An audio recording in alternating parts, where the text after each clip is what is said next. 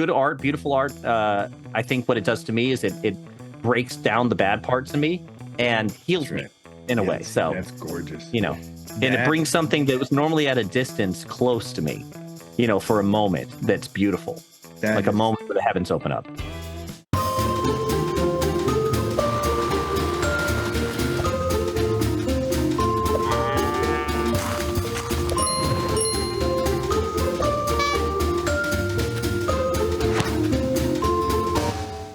Hello and welcome to Why Are We Talking About Rabbits? I'm wearing a Mets hat again. I've gotten over my hatred of the Mets. I rooted for the Padres in order to overcome my hatred of my own team, self-hatred. That's not important because today we talked to Neil DeGraide from Dirt Poor Robins. That is a musical group that you cannot afford to not know. They're fantastic. I would call them concept musicians, writing beautiful, beautiful ballads that tell whole stories, and then they made a movie. And today we talk about that movie in our Immersion series with Neil DeGraide. First Things Foundation presents what it's like to make a movie, be a musician, and be really good at your job, while also understanding the old world and the new world and this incredible cultural divide. Neil DeGraide on WAWTAR. Thanks for joining us and me. Yeah. First Things Foundation. How you doing? I'm doing good. I'm ready to talk about rabbits. Yeah, are you ready to talk about rabbits? Yeah, ready to talk about rabbits. I saw you on Peugeot sitting there while he answered questions, and it made my day. I don't know, guys, go look at that with Neil talking. Oh, the question and answer thing. Yeah. That was such a surprise while I was hanging out with him in Miami, and he just called me early in the morning. He's like, "Get up to my room. You're doing this with me." And I was like, still had a bed head and was sleepy eyed, and I ended up doing a question and answer with him. So here's what happened is I didn't know much about you guys at that point, and I kept hearing your voice. And then I saw it in video, and I realized you were actually doing all your comments with your eyebrows. Oh, yeah. Yeah, that's it. You got to do something. Well, you got to use the entire medium, everything you've been given to communicate. So you're doing it well. So thanks for coming on here. What we're trying to do is figure out this sort of pre-enlightenment, post-enlightenment world, and then your music sort of jumps in there. First of all, I think your music tells a story about this divide, and I want to get into that. But you're an artist. We're doing an Immersion series. Tell us how you became, quote, an artist. Is that my internet or yours? I just lost you. That one, I think that one's yours. Oh, okay. Darn it. I hope my internet behaves. It's really good normally. Sorry about that. Okay, go ahead. What was the question again? So I missed all of that. No worries. Talking about this Immersion thing that we're doing, this Immersion series. Artists, there's a moment I found when we talk to artists or talk to anybody who's doing something sort of uniquely, when they realize they're doing the thing and that they are the singer, they are the guitarist, they are whatever. Is there a moment when you realized you were that thing? You weren't an imposter? That's funny because I did have a little bit of an imposter syndrome for a while. That's a really interesting first question. Well done. So I never get asked this one. Okay, so growing up, taking music lessons was mandatory in my family. My family was filled with entertainers and musicians, and my father was a radio broadcaster. My mother was a jazz singer. My dad's brother was a musician and a music teacher. And everyone in my mom's family sings. It's like the Von Trapps. We go over there for Christmas and we bust out Christmas carols, and there's 30 people singing in 4-part harmony. And it's really weird to bring a potential fiance into that situation because it's overwhelming. It feels staged. Yeah. So there was that, but in the background of that, I grew up in southern New England, in the state of Rhode Island, the smallest state in the United States. And I went to the smallest high school in the smallest state. And so one of the things that was happening is that I was always encouraged to take music lessons. From the time I was 13, I was in recording studios. I was recording on other people's projects. I was a visual artist as well. But part of the context of living in that culture was it wasn't a dreamer's culture where one of the things you learn right away, there was a lot of fighting going on when I was a kid, a lot of fist fighting in school. And as soon as everybody had this way of keeping people in check, like the NHL does. You don't see these big egos in the NHL because as soon as you step up and you're like, I'm going to do this, or you have a big plan or a dream, it's like people play whack-a-mole with your dreams, and it becomes a source of comedy. So, and then my parents, who had encouraged me to take these music lessons and were very talented themselves, they were always trying to get me to get a normal job. Like, part of the background message, and they're doing a sensible thing when they're talking about this, because they're surrounded by talented people. I don't even know if they think that, I don't even know if they realized that, like, what I was doing, I could make money at, but they were always kind of like trying to get me to get a normal career and a normal job. So in the back of my head, I always had like, oh man, I love this thing. I love making art. I can't make myself do anything else so consistently. Like, I don't have to force myself to do this. I can't stop myself from doing this, but it's not going to be a career I can have. It's not going to be something I can do.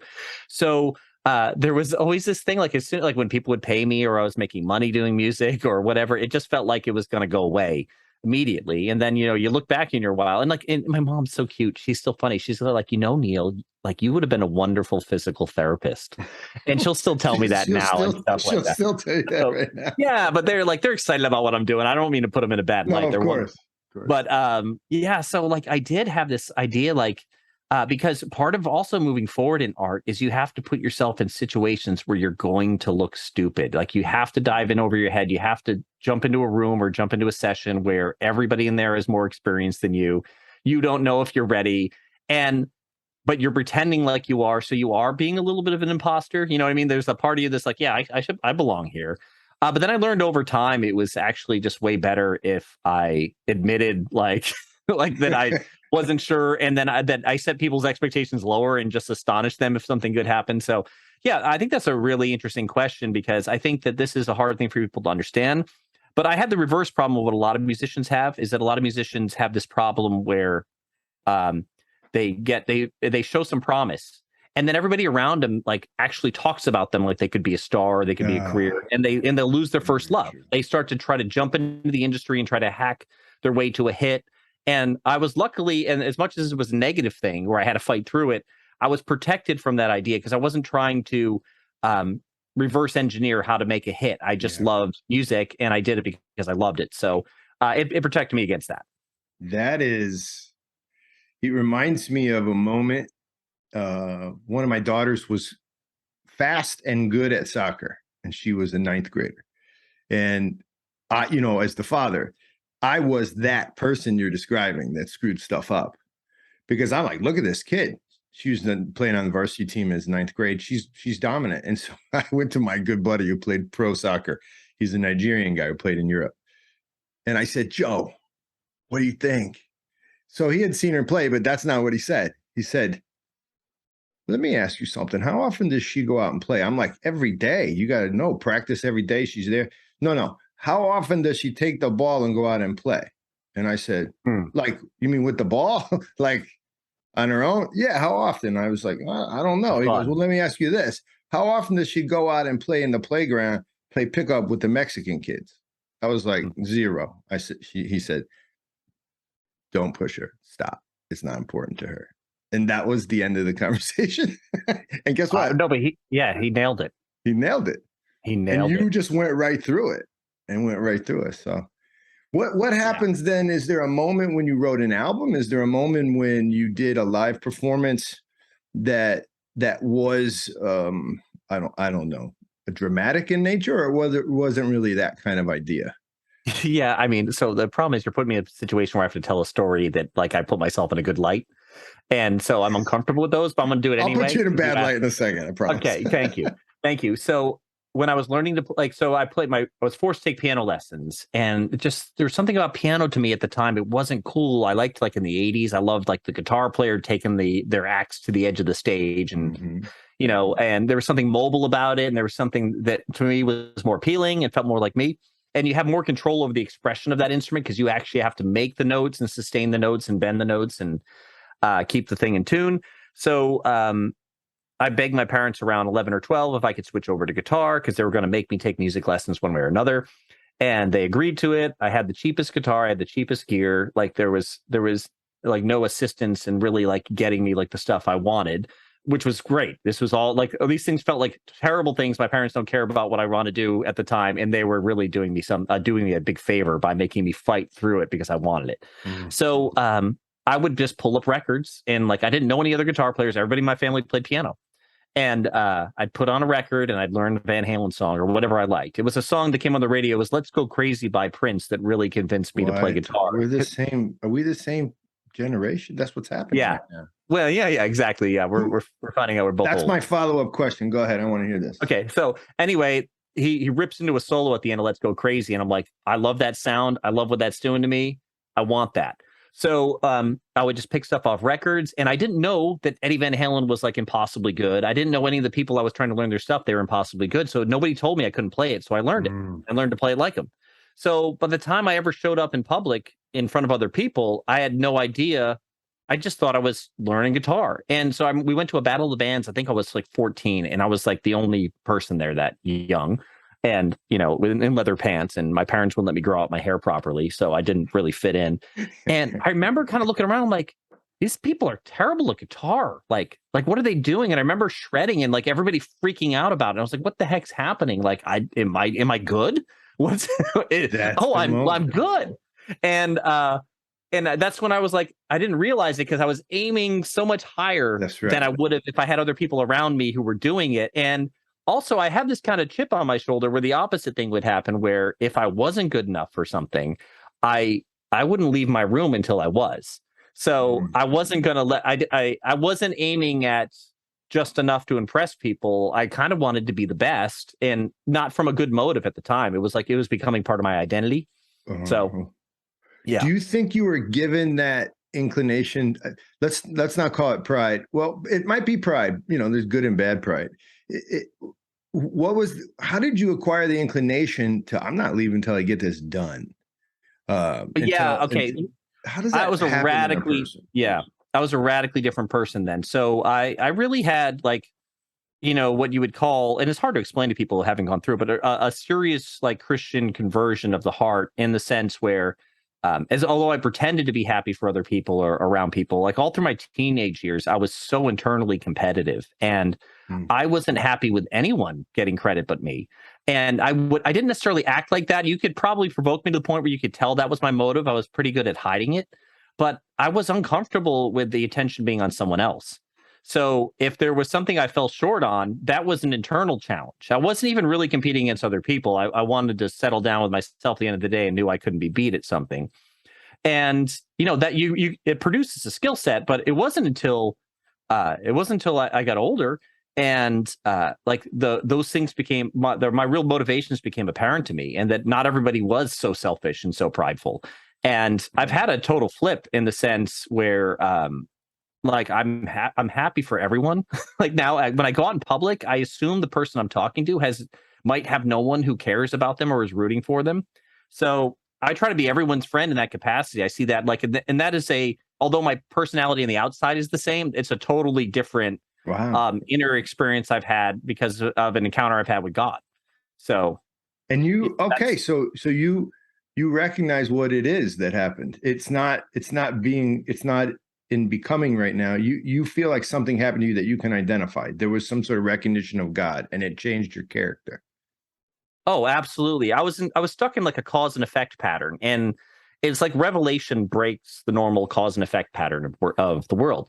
And so I don't think I had the capacity within me or any skill within me to see outside of myself to know that was a problem. Like I was treating myself like I was a god and I should receive the attention. And you have to have and it happens as a process, not like I wasn't on the road to Damascus and was blinded, and heard the voice of God or anything like that. But it happened. But maybe on one level. Yeah. In a if you want to condense it in a nice made for TV story, you might do it in a moment like that. But there was a series of things that happened over the years where I felt like I really started to see people as something besides like a sounding board to tell me I'm wonderful, like, or something like that. So I don't really know to talk about these things. And but that was really, it was a very different thing. So now I'm all about people, and music and art is about people for me. So it's about connecting with people and hopefully showing people like good art, beautiful art. I think what it does to me is it breaks down the bad parts of me and heals me in a way. So that's gorgeous. And it brings something that was normally at a distance close to me, for a moment that's beautiful. That like a is moment where the heavens open up. that's resonant with me. That's I see it outside of the fine arts. I see it in any human Mm, being who's trying to take that which is and make it into something that, becoming something beautiful.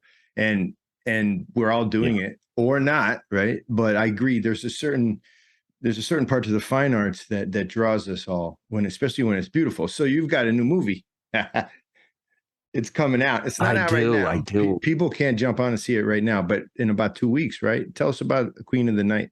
Well, whenever this airs, I don't know when you're going to air this. November 15th is probably the safest way to know. Probably So right about then. This will come out. yeah, November 15th is coming out. I read about November 15th. So that's the date Perfect. I'm planning on releasing it. Right now it's currently in a film festival in Australia.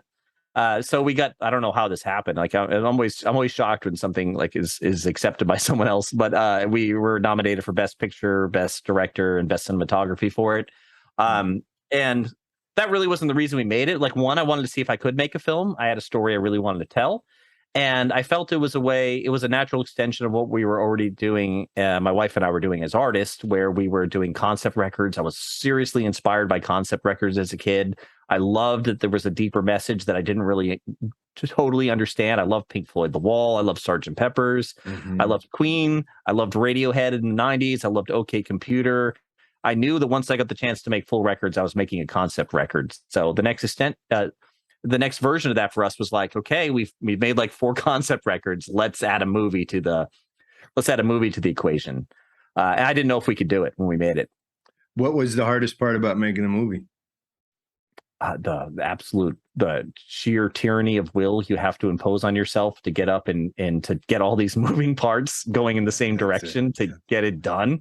Like, it's like you just have to. There has to be like a separate part of you that doesn't take any excuses from you. Like, so I had to like divide myself in that capacity. Um and one of the real things, like, it's weird. One of the things that really helped me do that was that I made the movie mostly with non-professional actors and actresses. Only one has like a pre-existing IMDb page with credits, and I wanted this to be fun for them. And I wanted this to be a good experience, and I wanted us to have a party together making the movie. So that was one of the things that kept me going. Is that the more I talked about it with other people and I got them excited about it, now I was responsible to them, and it was easier for me to want to take care of them in the process than it was to take care of myself and my own Yeah. reputation. So that helped. Well, I saw it. I can say it's gorgeous. It's Oh, fantastically thanks. gorgeous. It is haunting. So when people see Well, what this, about it for you? What about it hit you that way? well, first Can of you all, put your finger on it? the setting, the grays and the blacks, the color, Mhm. the setting of the actual imagery is crazy beautiful, and also it's inviting to me. I mean, I like the fact that you're inviting us into a really dark place in the lead's life, and that place is illuminating, right? So, and those are the Mm. colors of the film. It's darkness with deep light. Is that the right phrase? Mm. That's what comes to mind. The No, that's second why part, you're which right. That's why, yeah, that's why it's black and white, because that's what the moon is, right? right, And so the but the movie's about that, the variations, light and the dark. the Yes. variations on the black and white, the variations Mhm. on it's the contrast in the film that it's just really gorgeous and it's unique. Thank. The other thing I want to ask you, this is on my list, is the setting is something like, the turn of the 20th century, late 1800s, Hmm. early 1900s. And Hmm. there's a reason for that. Why did you set it there? I'm interested in that. Oh, it's a wonder. I think I've set multiple things there that I've done before. So there's another musical we wrote that we recorded called The Raven Locks, and that's set right at 1914. It's set in the city of Southampton right after the Titanic sunk in 1914, because that was like the main port of what is it, depart, like where they would embark on the war. The soldiers would come out through there, and then the wounded would come back in. Mhm. And so there was something about when it was 2014, and it was 100 years after. So this movie is taking place about 100 years before now, and there's a weird parallel between the 1920s, the Roaring Twenties, and what's going on now. There was this Mhm. boom in technology. Um, there was this struggle. People were trying to figure out what to do with the mass production of alcohol. It seemed to have an effect. That's why prohibition came in. There was this giving over to appetites, like people had invented condoms and they were becoming readily distributed, and it was radically changing the behavior of people. So I think the rapid progress in the 1920s is very similar to what was happening for me in 2020. So, really, one of the things that happened after the fact, and I don't want to give too much away from the story. So, for people who don't know at home, it's a silent film, and the advantage of having a silent film was that, well, we're a band, we're making a record. I can make the music go wall to wall and not have to worry about stomping on dialogue or something like that. So, and then most of it's scored. I did the score obviously too as well. So, what happened is, so in 2019 we wrote a record called Dead Horse. We had written a story probably in 2018, and I was becoming concerned about like people's love of safety and protection. And so I wrote an album about a future world that was shut down by pandemics, which turned out to be it turned out to be very well timed, because by the time the second half of the album was coming out in March of 2020, it was like we were in the middle of it. And I felt like I saw it around a corner coming. So I felt a little extra prepared for it, but also it's good marketing to have ready to go a record for the times. And some of it had already come out, which was very detailed, and some of the events came in. But so what happened with this film in 2020, when I wrote the story, actually wrote the story right at the end of 2019, is that like people like Elon Musk like emerged, and there was a lot of parallels with the character. So there's a couple of small things that I can mention about the movie, is that the main character is like a technocrat, right? In the 1920s, like he's flying around in airships, and he's a little ahead of the times. But he does this thing where he goes and takes the largest personal loan ever to like unite communication and power in one point. And he's also involved in space travel. So there's been these weird parallels with people like Elon Musk that have developed since we started to release the story. So I think my guess was right as far as like that setting and what's going on now in our culture. One of the big themes of all the people below the technocrat is they're starting to get lost in their own appetites. Mm-hmm. They're starting to indulge themselves, which what happens to a culture is like when a culture starts to focus on these things, their little idiosyncrasies they want to indulge. The tyrants behind the scenes can manage all kinds of manipulation at the same time. And it's even a pattern that you see in the book of Revelation, where there's this harlot that's working people into, idolatry in her and all these types of fornications and temptations. And meanwhile, this tyrant uses that to gain power and pushes her out of the way, and then you're stuck. So there's something about the 20s where I felt like that was a good setting to talk about what's happening now. And there's a lot of parallels. Well, yeah, there's something, man, you nailed it. It is similar in time. It's also, there's something about the answer to the question is always in the technology. It harkens back to C.S. Lewis. The answer to the question is in the magic, but the magic is always an appeal to the passion, and it's never, the magic never makes directly, you bow directly. Yeah. Yeah. The magic directly. Always, yeah. And I think the technocrats of today, just like you said, which your film really highlights, and the bankers in the movie are great. I won't give anything away except for those are to me. You talk about the bankers. Those were beautiful characters. Well done. The contours are so real. But that answer is that if we just get enough money and the right technology, then everything gets fixed. There's always the magic answer, which is always the passionate answer, which is always why it's a little dangerous. We don't have any asceticism. No asceticism. I'm not talking about monks and nuns, although those are really important too. But the ascetic value in culture it's just not apparent to people. I think people still do it, right? When they raise a child, they're being an ascetic, but I don't think they realize that's a value to be heralded and attained. I don't think they think like that anymore. But man, yeah, I think you're right. I think you just said enough there. We could probably have a 4-hour conversation on that. That's loaded. You said a lot of loaded. Well, let's take one piece of it, because people who watch this podcast. Well, let me. What I want to apologize to people who watch this. I'm doing it again. So great. I'm doing it again. Okay, I think there's one helpful way to frame up what you're talking about that almost no one thinks about, and I'll just say a sentence at first to help us understand this. So one of the things when you're talking about technology, all technology has to do with what a power that your body has, right? It has to do with like, Interesting thing is like, you get a forklift and it's like people can lift things, but we can't lift what a forklift can make. That's why we make a forklift. Right. And no one's offended by forklifts. But, right now people are offended by AI. Like this is a different thing because it's starting to move out of a different realm. Like with AI, you're starting to move away from the body and into the mind. And now it's starting to become a challenge for people. And we're starting to see what technology really does. So one of the things I try to tell people this is that in 2020, my wife and I sold a lot of our stuff. We had a much larger home. I had a much larger studio.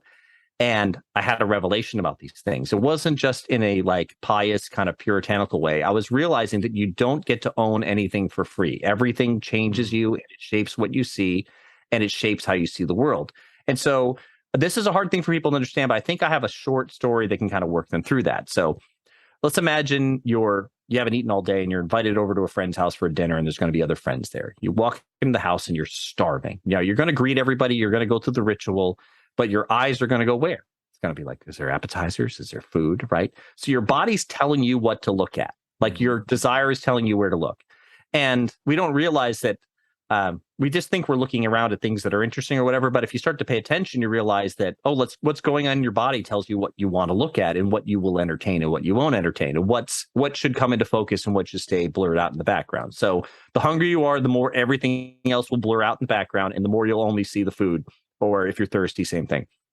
So once you have kids, you realize that like, oh, your children are an extension of your own body. Why? It's because like, okay, there's a park my wife and I go to all the time. So you're bringing a little toddler with you to the park, and you didn't ever consider anything dangerous in the park before that. But then you start to see different things. It's like we weren't going to get on the swing set before, but you see a swing set and you're like, oh, toddler like swing set. Let's do, so its desires start to show you that. And then also the need to protect it. Like, oh, that's a place the child could fall off.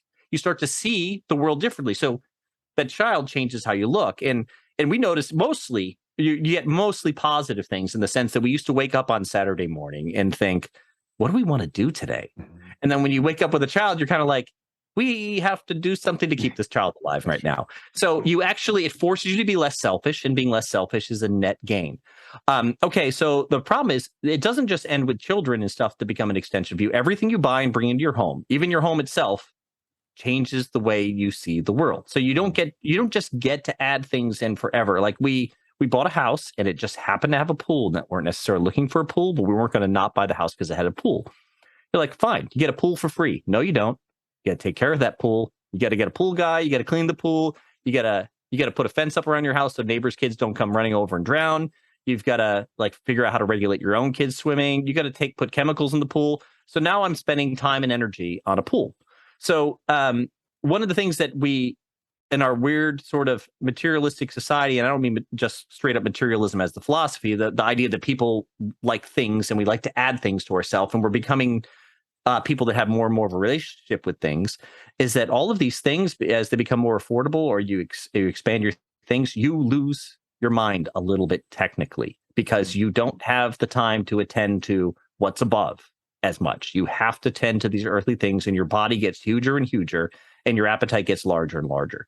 So I've become very skeptical of anything I bring into my house anymore, not in like a legalistic puritanical way, but almost as like trying to be like a philosopher about it. It's like, man, I get this one life. Like, where do I want to put my attention? Do I want to maintain a large house, even if I can afford one? Do I want to maintain all these things? Do I want these things to be stuff I have to put my time into, or where should I really put my time? And what do I want to leave this world with having done? So I think that this is a modern problem, is that people are totally blind to this notion. I think if I was going to add one quick anecdote to that, so it's we think about the show Hoarders. I don't know if you've ever watched the show Hoarders. People are absolutely plagued. I have definitely watched that show. My wife, they can't get rid of their stuff. They can't get rid of their stuff. Yeah, and all these people have the same thing in common. They have trouble having real relationships and connection in their life. Yeah. Right. So these people, they come up with a substitute for that. And so when they describe their things, they have a story and a relationship. They personify those things, and they can't get rid of them because it's getting rid of their friends and the stuff they've added to themselves to make up for that void. But the problem is, the reason they hoard is you can never have enough of what you never really wanted in the first place. And the protection against these things was learning to connect and have real relationships. And this is why in 2020, when everyone was shut down and everyone was kept away from other people, and people were making less money in a lot of situations, you had a banner year when it came to Black Friday, because what it turns you into to the emptiness. You become the perfected, idealized consumer the more lonely and separated you are from other people. Yeah. So, yeah. You're making me we do heavy things lightly. That's our tagline. I love that. I didn't know that. Heavy things lightly. We do the heavy things lightly. So I'll add a little heavy and then we'll try to make the story end. No, I like the heavy. Let's do heavy, but then we'll joke. Okay, we'll do it. No light. This is the no light show. I'm going to take a break from Neil for 1 second to introduce a new segment led by a new woman named Molly. Guys, Molly is a supporter, and she wants to say a few words each week on 2 Minutes with Molly. Welcome, Molly. This is 2 minutes. Thank you. This is 2 minutes with you, super supporter. If there's a thing we've offered, you've done it. You've gone on a KP journey, you take the night classes, now you're going to join the wine and class club, and then what else? You eat hajapuri. You just like... I make it. I make it. You don't know I aggressively promote WAWTAR and First Things. You make... not a hajapuri. No. That would work too, though. Can you imagine? Hey, listen to this show. Here's some cheese bread. I don't know. It's an option. You need to be open. Again, you're too narrow right now. Who are you trying to reach right now? Just like normal people? Just normal people who want to support like little by little. Targeted aid authentically, right? Yeah, like little by little. Little by little. No more little by little, big by big. That's what we're doing. That's what you need to do. So here's what you need to do. You need to have like a celebrity spokesperson. JFK is no longer available, so that's not an option. That's not good. Not an option. I don't know. Like you could, Gisele Bündchen, isn't she like single now? She's got time, Gisele? Could we get Gisele? I don't know, maybe. This list. Well, JFK and Gisele, I guess I was going for the just sounds. So that's not really a strategy. Yeah. That's totally a strategy. Just sound superstars? Yeah, I don't know. Well, what about Jay-Z? Ooh, that could work. Yeah. You think he aligns with some of our local hopes and dreams? It feels like he's trying to change the world. Isn't that what you're trying to do? No. How are you a super supporter? Neil, you're making me think of a twist. It's not really a twist. I think it's actually might be the understanding. And I'm going to do a Bible story.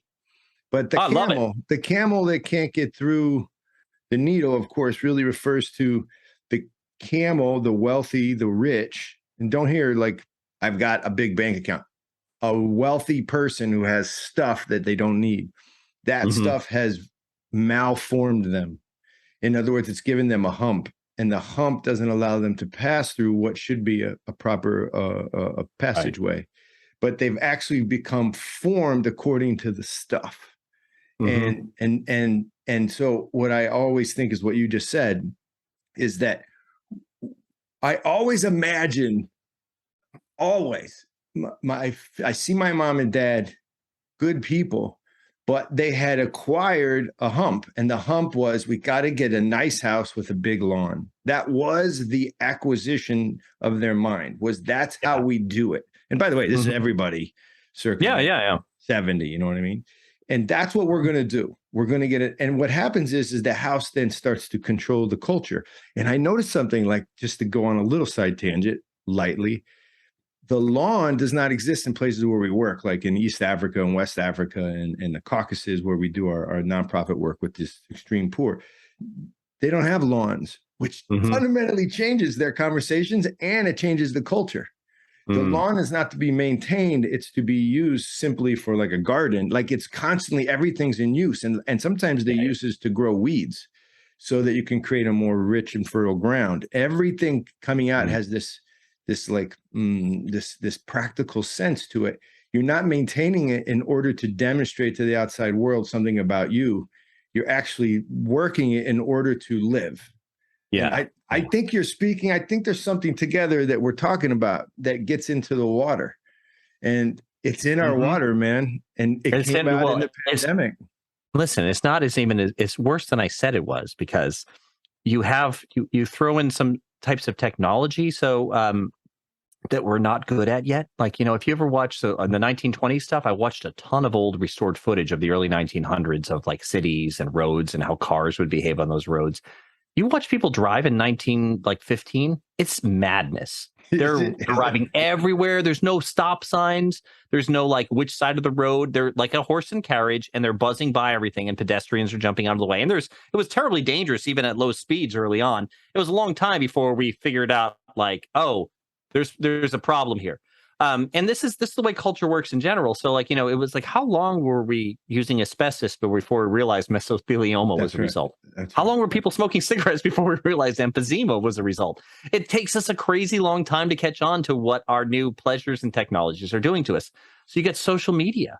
Like it's radically, and the internet has radically changed the sense of a community and what a community is for. Everything becomes so.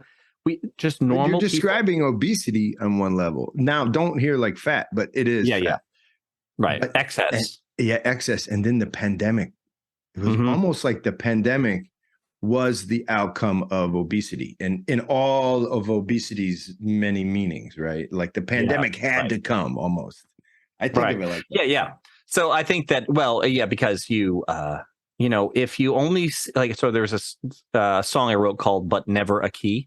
And I'll try to quote the song lyrics at you. I don't do this often, but it fits. It's this, it said, lo, that's the way it goes. I'm sorry you'll never be free. If all that you see is the danger the cage will relieve. Lo, that's the way that it goes. Wait, hold on. That's the, that's the path that, lo, that's the path that you chose, a true hedonist indeed. So don't lift a finger. Your warden provides all you'll need, but never a key. Wow. So, but I wrote that before the pandemic, because everything was pointing in that direction. People were totally ready. They were so ready to be like, listen, protect me. I need a cage. It'll keep things out. It'll keep me from getting out of control. Does that come from our fear? Is that what the fear of death is too? That's all the same. Also the same conversation. It's all the fear of death. I mean, so we're getting back to social media. One of the things that struck me, I was studying the story of Snow White, and I was Jonathan Peugeot and I were studying these two stories, and one was Snow White and one was Sleeping Beauty, and we're trying to it was about getting to the bottom for a podcast of the idea of like, why are these princesses so sleepy and what does it mean? But there was a thing that jumped out to me unrelated to this necessarily, which was the queen who's mirror, mirror on the wall, who's the fairest of them all. And now this is something we understand. That's the motives of a villain, right? She wants to be like, I describe myself as a teenager, so I relate to this. I wanted it for me. But dude, like Instagram, social media, like influencers, this is exactly what they're saying, like explicitly to themselves. And you have to catch myself because I have to post on social media for my art.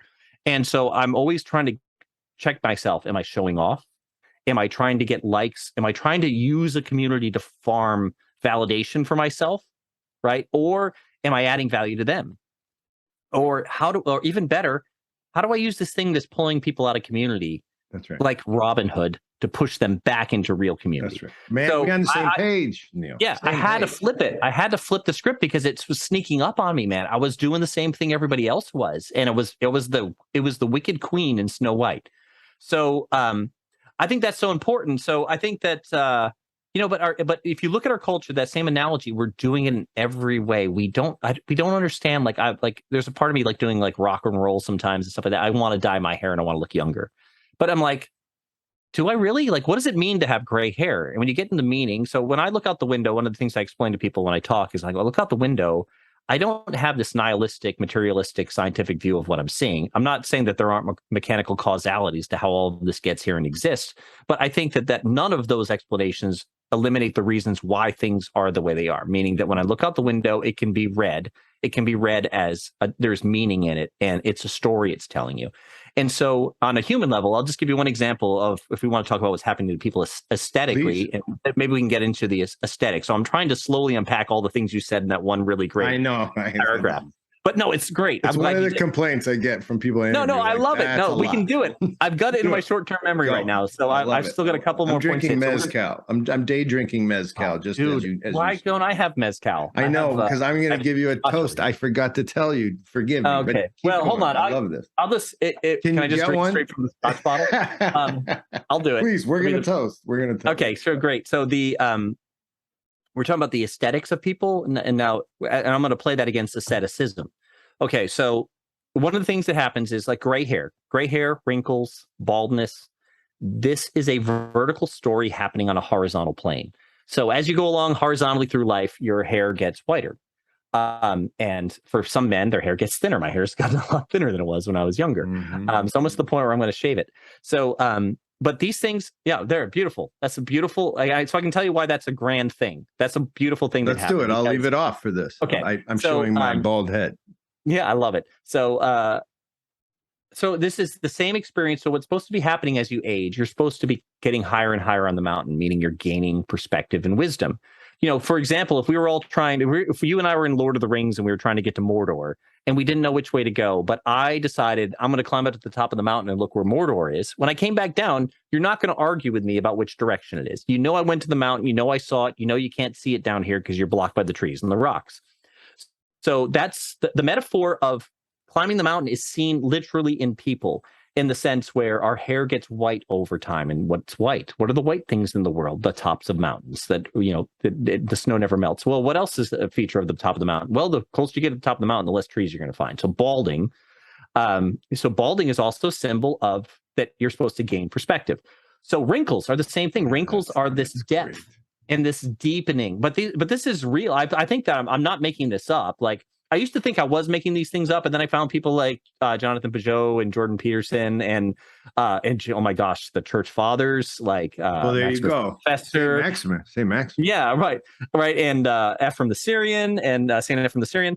And I found these people, and I'm like, okay, I wasn't just making this up. I'm seeing something similar. Then you realize they see way more than you did. So like now I have a better resource to learn these things faster. Right, but okay, so the wrinkles, like the detail, the depth, the stories you have, the examples, that's what those things represent. So when you look at a culture that is desperately trying to avoid death, they don't come to terms with death. They won't face death internally and spiritually the proper way.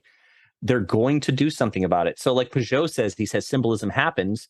I think there's something happening in our culture when you're unwilling to let yourself go gray, when you're unwilling to let yourself go bald, when you want to Botox the wrinkles, you want to fill things in, you want to look 20 forever.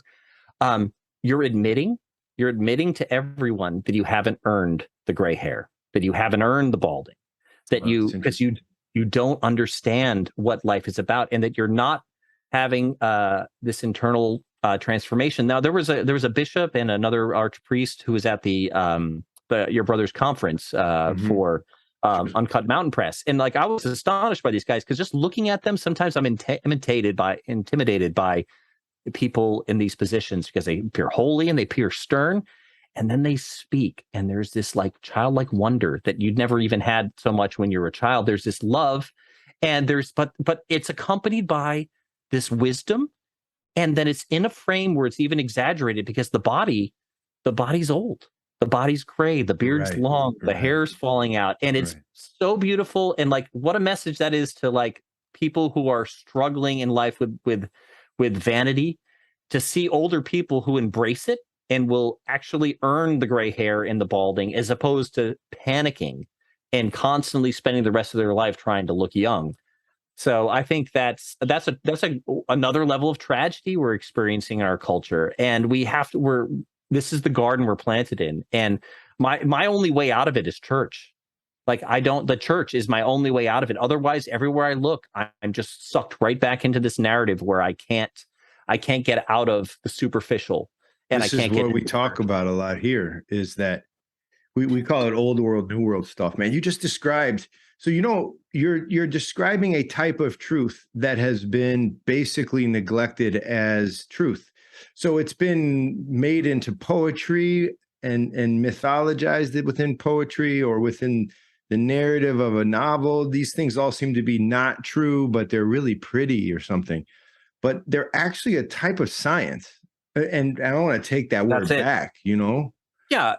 I think it's bad that the word science has a negative connotation. It's so sad because we only encounter science and scientists in the media, where people who get brought in front of us are bought by something and have another set of interests besides actual scientific pursuit. And so that word's becoming like what lawyer was or used car salesman was for a while. But you gave us science in that whole description of the top of the mountain as a type of revealing, and therefore I should be bald.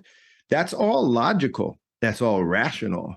But what it's not is it's not evidence through the scientific method, or like, you know, Francis Bacon's method or whatever. The method has replaced the logic. The method is the thing now that we have to worship, which is kind of absurd because we can come to rational, beautiful, true conclusions without using, quote, the scientific method as its own individual activity. You know what I mean? Yeah. And I think you just showed it. I think you just demonstrated. And of course, I showed it for us. I can tell you who didn't hear that and why. The parable of the seed and the sower, some of the seed falls on a path, right? A path is something that's been committed to another purpose already. It's not fertile soil. So what people don't realize, so when I talk to someone, so like if I talk to like a new atheist, they have a radical set of presuppositions that they think are just given, like they're just given. And it's like, actually, no, you have a really radical set of presuppositions. In fact, there's an entire universe and way of knowing and way of learning that you've literally, your presuppositions don't allow you to collect information in that category. So if you're going to put water, you're going to drink water, you got to put it in a glass. And so let's say the presupposition is a glass. So a rare presupposition, which is not a radical one as far as history when you're talking about old world versus new world, is this idea that the world is filled with meaning, that like not just what is written and revealed. Let's say, like as a Christian, what's revealed through Scripture has meaning, but the natural world has an intelligibility to it. We see it in Proverbs, we see it from Solomon, we see it in, like, this is why Jesus teaches in parables, because he can talk about everything all at once in the most beautiful way, and they stun me, the absolute coherent logic there is within them, as well as there's this beautiful art. And so if people, like I tell people, I'm like, listen, if you can't look out the window and ever imagine that there's something going on here besides random causes that made everything, including you, if you can just find a way to start to look and collect information under this idea that, like, no, you were made for a reason, you're made for a purpose. Like, there's a purpose for this creation. This creation is like a womb. We're being developed for something better, but there's stuff happening outside the world, and you won't know about it unless there's this analogous natural level within it. And you learn to read that world. You can't collect things. So what you and I just said, which it just sounds like pure logic, is nonsense for someone who can't embrace that presupposition, who only thinks there's one side of the coin to the universe. There's just materialistic things. It's material. And there's this physical laws. They don't even ask where the physical laws came from, or who's maintaining them, or how they were maintained, or how physical laws could ever create themselves or form. They'll never ask that question. They just see the stuff and they're like, no, we can explain it. All this other stuff is made up by the human beings who came about through random processes. Yeah, but brother, I'm going to tell you something. I previously, before this job with First Things as, founder, whatever, I was in education, higher and also high school. But I have to tell you something. Your music is an answer to a lot of kids who fall prey. It's depression on some level, to this lack of telos or purpose. Because if you watch an atheist school psychologist, profoundly atheist in their outlook, if you watch their conversation with these young folks, I'm gonna tell you where your music comes in. They are trying to deliver a sense of meaning to this kid. Now they're doing it using these Freudian sort of presuppositions, fine, whatever. Yeah. But they're kind of always kind of coach this kid up into, see, it's important. See, you can do it. You are somebody. There's some meaning they're trying to, guess where these kids go? Most of these kids, they go into music. They go shut their door and they crank up something. And it's really important what you guys give them. Because if the music in all of it's, not just the lyrics, all of it is uplifting in a way that drives them towards something deeper, they'll be okay. But you know what? I'm just afraid there's no place, they don't have that music. They don't have that going on in their life. Now, don't get me wrong. All music has some sort of purpose. But what I'm trying to say is I just thought of you as a type of psychologist, because all this you're saying must get into your music. It must get into your music. Yeah, accidentally. Like I think the music comes, like the ideas come in like a storm. Like there's a problem. There's something there's a pattern that's concerning to me. Like, COVID was a great resource for creativity for me because there's a constant storm, and the storm drops off lost animals at your doorstep, and you nurse them back to health and you release them. And that's how the creative process works. And then later I figure out why. Like sometimes I realize there's a script I'm working on right now where it was like I was almost finished with the story before I realized where it had come from, what I was trying to work out. Like I didn't know when I was doing it. I was just putting the things together where they seem like they fit and were interesting to me. And then when you look back, you're like, oh yeah. So, but I mean, what you're saying is like, I'm shocked because like what you're saying is I get those messages from people. I get so many people who reach out to us. 'Cause I think they sense that we see something that could be helpful to them, but they don't know what it is, and they're struggling. And man, the world is a lonely place. The world's even a lonely place for pretty people. It's not just the incels that people want to hate on. And the pretty people end up in hedon. That part's easy. The hedonic, inclination in a pretty person. I get it, but you're right. It's the incels. It's everybody. It's the West. Everybody, and it's so crazy to me when people are like, "This meant this to me in this time," and I'm like, "How? Like I didn't. That happened. I want that to happen, but I don't make it happen. You know what I mean? Like I don't make it happen. I don't decide I want that. I don't decide that's going to happen. You're not writing the music as a proposition. Right. It just happens to happen sometimes, and I think that's I think the reason why, because you can say all music has a purpose, and even let's take a genre like heavy metal that's hated. Yes, it can have a purpose. Like most of the friends I knew who grew up loving the heck out of heavy metal and were troubled kids and had dad issues worked those problems out in heavy metal. Like they got to the bottom of it. They sat there and screamed at their wall enough in their room, and they're the sweetest people I know right now. Like, but at the same time, things can also have a bad purpose. So part of the thing we're stuck in, like musically, and it's very hard for me to engage pop music because, I have some sympathy for the artists that are making this crap because God bless them, the world has such a short attention span. Yeah, that's it. If you look at a piece of music by Beethoven that was written for kids, it's so much more complex than anything you would find written for adults now. And because people had the attention to hold, what was happening 14 notes ago and how it relates to this note. But now things, it degraded to the point where music just became about hooks. It wasn't about melodies and stories and difficult concepts, to the point where it's just about short rhythms. And then, of course, because you can't get people's attention, the only way to get people's attention, because poetry takes some time to develop, the beautiful concepts take a little discipline and a little attentiveness to develop. You can't solve the world's problem in one line. Look at Twitter. So the problem is that you're stuck with things that get attention. Like if you want to be getting attention, you have to be willing to say the thing that's on the edge. You have to be willing to say the thing that people won't say. I had a chorus teacher in high school who couldn't get our attention. He would yell the word sex and we would all stop talking and listen. Right? This is what the culture is. So, I mean, it's not a great strategy. I don't think this is a good strategy, but they God bless them, Father forgive them. They don't know what they're doing to people. They don't know what they're doing. Well, they don't got know his attention. He got the attention. Yeah. But there's ways to get the attention and it has purpose. So music right now, I think most music I'm hearing isn't good for you. It might be good as far as your taste like it, but your taste might be formed against you. You don't know. Like people just take that for granted. Well, see, I might give you more credit than you're laying out. I do think that your music is infused with a type of glory. And I do think that comes, I know you're not writing as proposition, like I'm going to show them.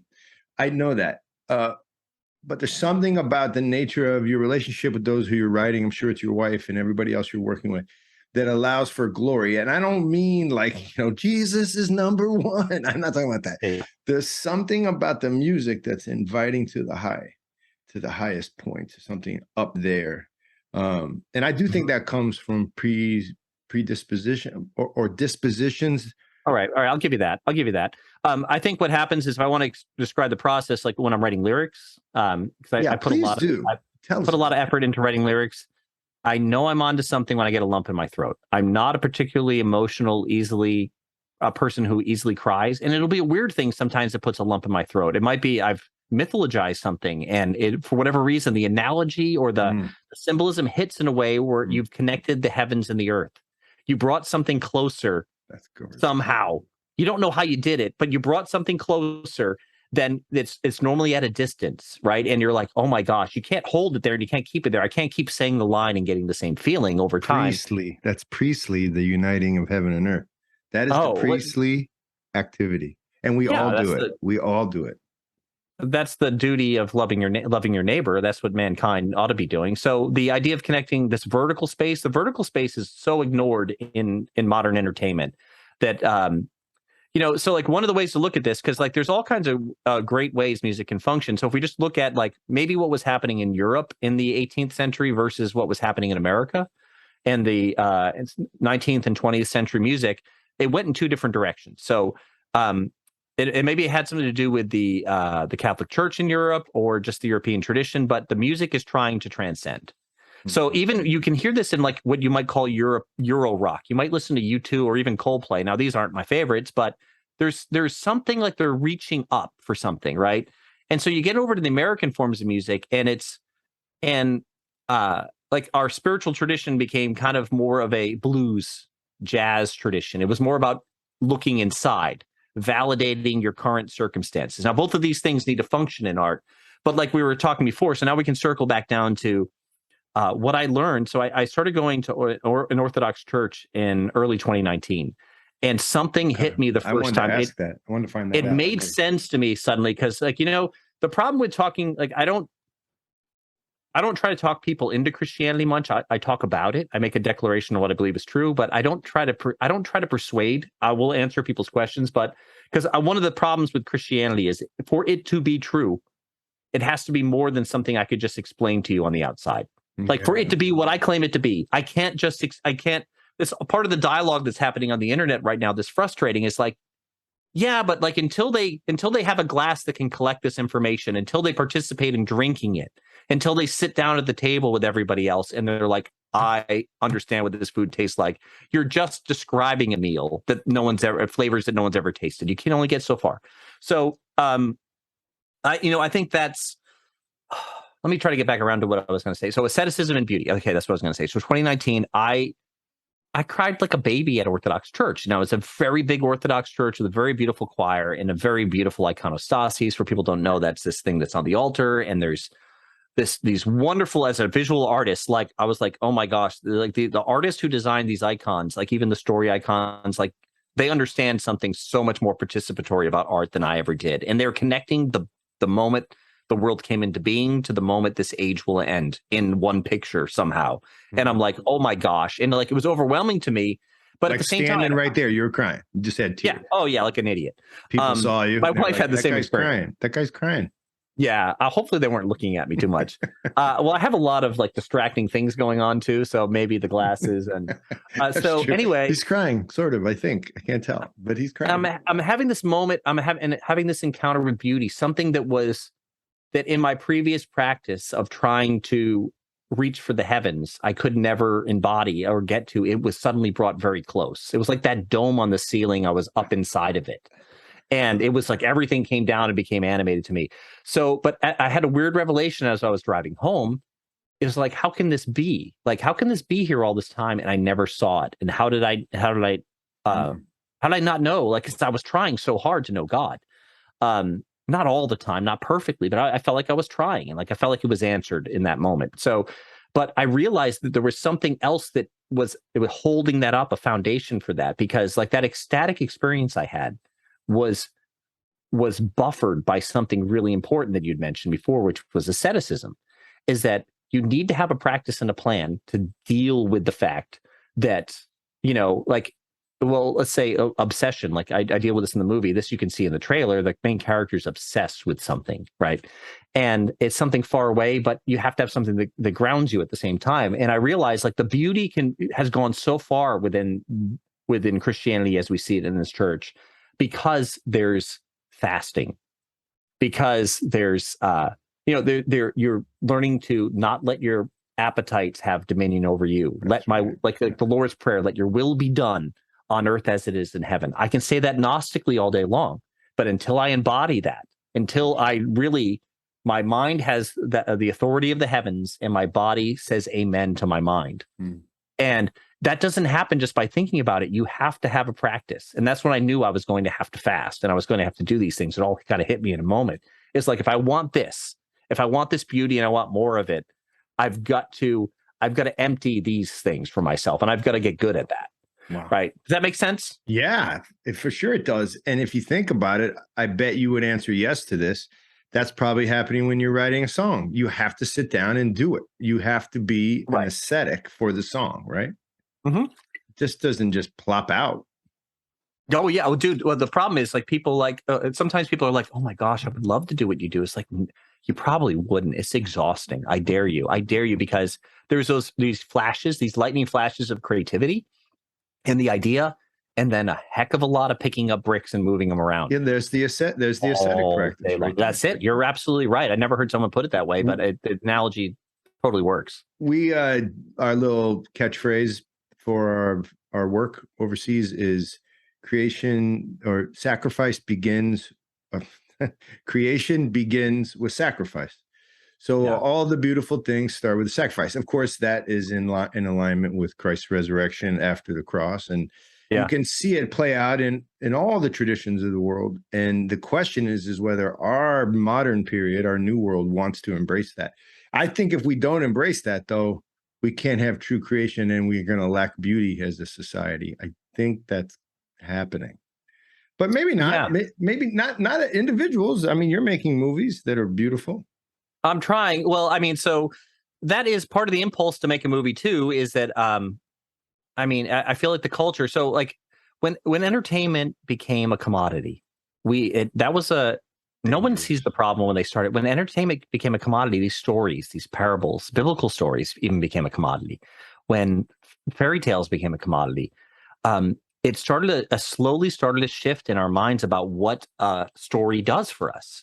And instead of imparting wisdom, instead of getting us to go on an experience, to go on a journey so that our bad ideas can die and we don't, like, so that we can, because it's very hard in the moment to see that you're emphasizing things that are perishable over that which is imperishable. But a good story can do that. It can make you go on that journey and realize, you know what, I can maybe sacrifice now for something great later. I can maybe, not have sex before marriage so that I can have trust and intimacy later, because she knows I can control myself. And she knows that I've reserved this for her. Like these things, like you if you don't have the right stories, you'll never see this. You can't see far enough. No. I can't see far enough.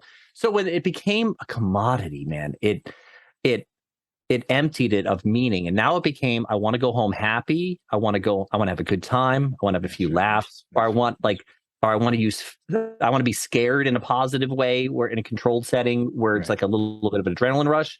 And then, so what happened once it was emptied, it was like, oh, people realize we can stuff meaning in this. And what do they do in our culture? Because everything's politicized, they stuff politics into stories. And it's absolutely boring. It's the same dead art I used to experience in evangelical churches, where everybody was on a mission to put a message into the music, and all the songs and all the stories were manipulated to try to force a perspective in you. And we inherently reject that, and those things come off as vapid to us. And so, dude, the same thing's happening with this storytelling right now. The same thing's happening. It's like everything is like, how do we want people to vote? How do we want people to vote? Unfortunately, the people. So here's a trick. Tell me what you think about this, because I have a theory. It's not me. It's many. I think that every great society dies in part because they embrace a certain vice. Now, there's all these other vices. Don't get me wrong, people. There's many, many causes. But I think you can say every culture embraces a certain vice. And we've embraced greed. So here's what I mean by that. The storyteller of today tells the story that will hit the most people for the most bucks. The problem with that is we all know that every human is potentially and usually, right, enslaved to their passions. So what can hit the most of us at one time is the most passionate. Now, people here who aren't familiar with the way the old ancient Christians speak, passions aren't bad, but all of us have them. But the danger is that someone is manipulating us and we aren't aware that we have them. Right. So we think that our desire is good because it's our desire, but in reality, Right. we know that a good commodifier will recognize in you and me and all of us that the main thing that drives us is our desires, and then they tell the stories to inflame our desires, and we think it's good, and we pay money, and unfortunately, every story is then told for the greatest bang for the buck. And I think that's where we're going. And I just really love people who risk the eternal story, even though they might make less money. It's probably you, bro. I think you. Oh yeah, I make less money. Yeah, that's right. I make less money. That's So right. I get offers to do other things. It's just I can't. I just can't. It's so hard. But you know, I think there's hope. There's hope because, like, okay, so what you're talking about with the old versus new. Here's how everything works. You have a thing, you're naive about it. Its value might be implied to you. You take it for granted. You lose it. You fight to get it back, and you gain some fighting skills, and you learn that it's worth protecting, and then you get it back, and you have that thing again, but now you have it. You have it as a wiser person who knows they need to protect and maintain that thing, right? So this hopefully what's happening for some people in the culture is that as we've stripped these things, as we've killed the spirits from the story, as we've lost the verticality that we used to have implicitly, that was just accepted across the board, whether you were a pagan or you know, Christian, right? You knew that the gods and the spirits were at play. When we lost that, and then those things became filled with lower passions, and the passions took over. When we get these things back, when we get this ancient, well, I'm calling it ancient, but I mean, it's just, I think it's the way a person ought to see the world. Yeah, I think that's great. I think that's right. Great. And when you get that back, we're gonna have the wonder of it again, the experience of living in it, but we're gonna be able to understand it better. Hopefully, that would be my hope for the future of storytelling. And I think people who are part of my tradition and culture right now stand the best shot of doing this, because it never disappeared from it. Somehow that when the whole world said angels and demons are stupid, it's all science, that the presupposition that the world was created, that consciousness comes from God, that there is an uncreated being who created and filled all things, became out of vogue, and churches started to dwindle and put that language into the background. Somehow that same church that I went and wept in, like, never lost it. It never lost it. And so I'm like, I found the wheelhouse. I found the axis that's going to turn my wheel when it comes to, now I'm not going to go out and write stories on purpose, but it's going to change the way I see the world. It's going to change the way I collect what I see in the world. And it's just going to come out hopefully deeper and more meaningful. It can't help but do that. If it's coming out of something like metanoia in you, something that's called change, or I don't like change. Change implies like you got better. I'm not saying you got better. You woke up. You became more of who you already were. Oh, there's more light in my darkness, I hope. That's the way I could say it. You know, and then, so therefore the things you produce have some of that too. Now you can be cynical. You can go against that, what you know is good. I get that. And we do that. But I love what you say. And here's the really cool part is, in that sense, there's always hope. You know, there are desert fathers and a lot of the early, the patristic writers. They have great hope because, after all, the Holy Spirit, or that which animates man and women, that thing that animates us hasn't gone anywhere. We're still here. It can't be that there's no way to see it. It's just who will have the courage to provide it. You know what I mean? I think that's part of it. Well, you have to. People have to. If they're sitting at home and they're like, they're frustrated and they really become nihilistic because what they thought were smart people were telling them something. It's something you would never tell a friend. You wouldn't go to a friend and be like, "Hey, listen, you're random. You're like, you didn't belong here." You know, people of this race automatically hate you. Your friends don't really like you. You don't really need to be here. It's not going to matter that you were here in 1,000 years. Like, this is what you're being taught as like the smart way to see the world. Oh, 100%. That's my favorite. Horrible. But you know, hey, buddy, I really love you. And also, you're random. You're random. You don't need, like, no one's going to care what you do in 1,000. I'm sorry. It wouldn't matter that you were here.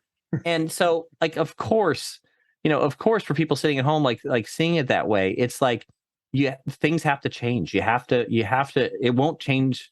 it won't necessarily change on its own, meaning that you have to entertain angels. Like it's like would be a scripture for that. You have to be willing to host things that you have to be willing to host the other side of the coin. Like, okay, science is fine. We can measure things. We can tell you what's there.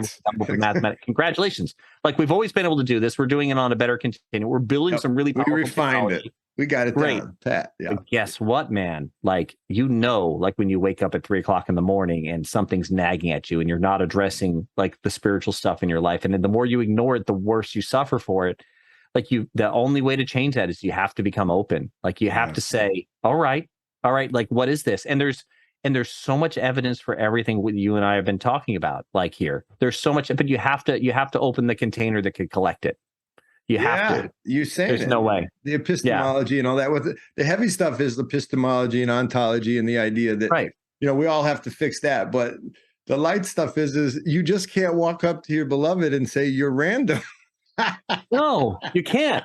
You can't. Also, but even like there's these atheistic scientific people, right? Who I like Brett Weinstein's one of them, and he'll describe how love came about through these processes, almost as like what they're describing at the end of the day is like a trick. It's like evolution tricked you into feeling love so that you would do things that were beneficial.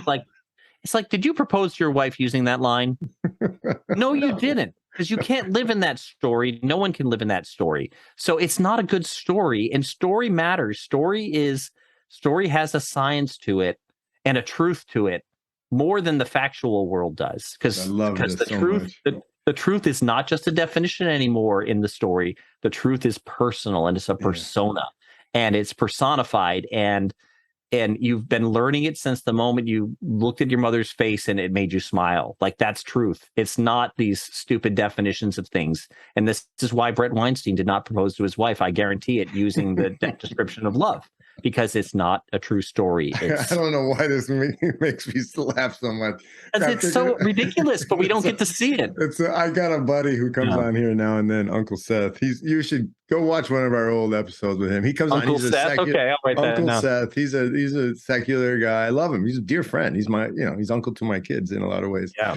But I just tell him all the time, dude. My story kicked the ass shit out of your story, because your story is at night when you go to when your little daughter, you got beautiful kids, when they say, hey, what happens when I die? His answer is this, I'm like, nothing, dirt nap. And I'm like, you never have told that story to them. He's like, you're right, I don't tell them that story. I know, of course not. You don't. No. And Sam Harris says there's certain truths we shouldn't tell each other. It's like, that's not truth, dude. You're not talking about, the definition of truth is so low. It's so low. It's like what is factually correct on a calculator is like, it's like, no. Like when Pilate stands before Christ and he says rhetorically, what is truth? He's like literally standing right in front of it. Truth. If you want to look at it that way, it's like, that's truth, dude. This is truth. Yeah. This is truth. So, which is fine. We can make room for that. And by the way, it's happening anyway. It's happening anyway. Although I think not just on the internet, I think it's happening. And this is what's, without getting all like apocalyptic, this is what's lining up. Ooh, that's where people will hang up on me. When I say old world, it's just not people who lived back then. It's people now who just refuse to accept every principle of New World thinking. Listen, man, what should we do? Should we talk again sometime? We've been talking. Dude, I'm open for whatever. I think if it's okay with you, I'm trying to work on self-promotion. So I would tell people, like, please. I don't think I ever said the name of my band. It might be in your title. Dirt Poor Robins is the name of my wife and I's project. We make records, and we're making films now. We're making more films, hopefully. And you can follow our channel. You can search for us. I mean, I can leave a link for you for the trailer. Oh, we will. Of the movie. Okay. Yeah. And so we love having you come by and subscribe. I mean, that's my ask. If you enjoyed the conversation, please come on and hang out with us for the next couple of years. I'll tell you what, I will. I did not know. I spent the last couple of days saying, okay, I want to talk to Neil, and I don't have to, be his friend somehow. And now I actually feel like I am your friend. You made me laugh. This was easy, man. This was easy, and it's wonderful. And I think people want to hear that. And I don't think we got too didactic and preachy. So God willing, that's not the point of all this. But listen, I just don't. Yeah, I agree. Okay.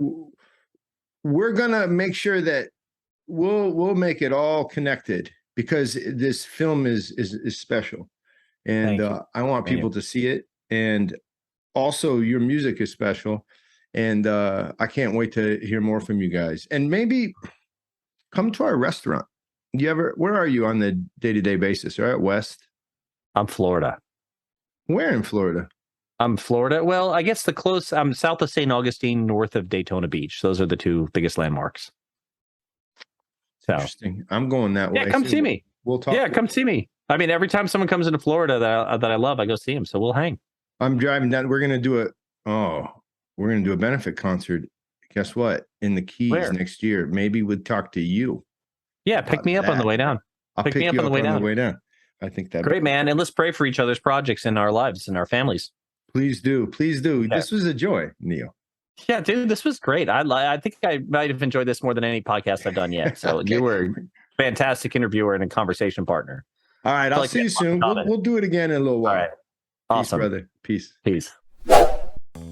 Gagi Marjos to Neil DeGraide. That was a great conversation. That made me happy. That made my little mezcal on the rocks taste, well, not much tastes better than mezcal on the rocks. Maybe a beautiful, delicious, sparkling water with my wife. But other than that, what a nice interview. Neil, thank you. Guys, check out dirtpoorrobins.com. Check out Queen of the Night. That is the film coming out. Just Google it, Neil DeGraide, DeGraide. Look in our pod notes. You'll find links to his work. Guys are big-time musicians making big-time forays into culture to try to, I don't know, offer a new narrative. A bit of an old world narrative. That's Neil. This is John Heers. This is First Things Foundation's podcast. Why are we talking about rabbits?